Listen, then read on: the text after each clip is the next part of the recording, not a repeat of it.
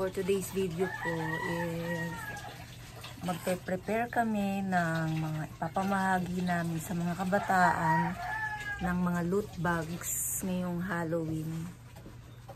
So ayan, kakagising lang po namin and papasok na po si Brick sa school.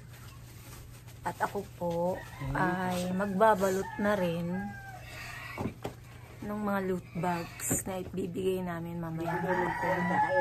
So, check it out po mamaya and ipapakita ko po sa inyo ang preparation na gagawin namin para sa Halloween trick or treat.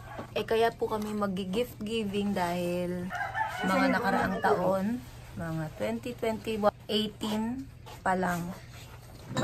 Sumasali na kami ng mga trick or treat events and lagi naman na kakakuha ng candies yung mga bata.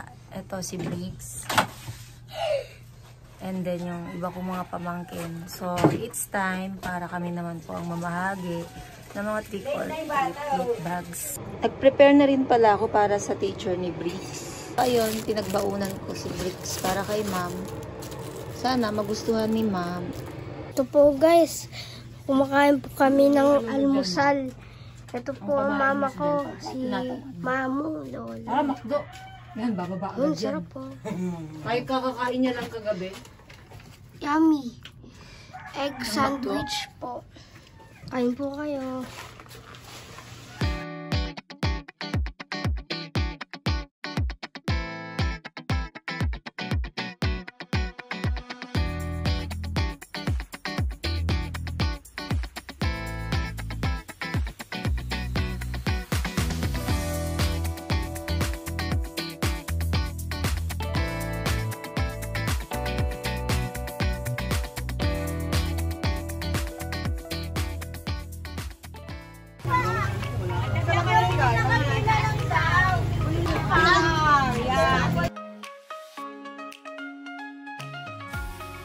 Treat!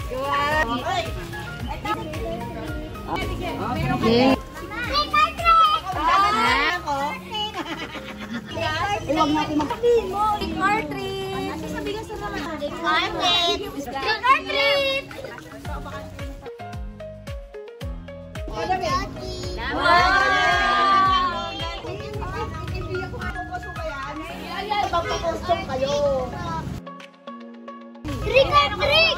Halloween! Happy Halloween!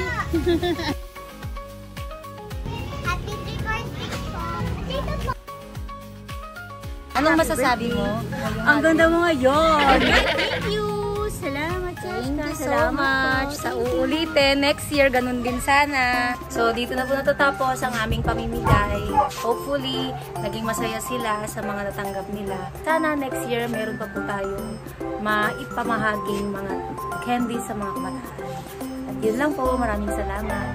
Bye! Bye-bye kayo!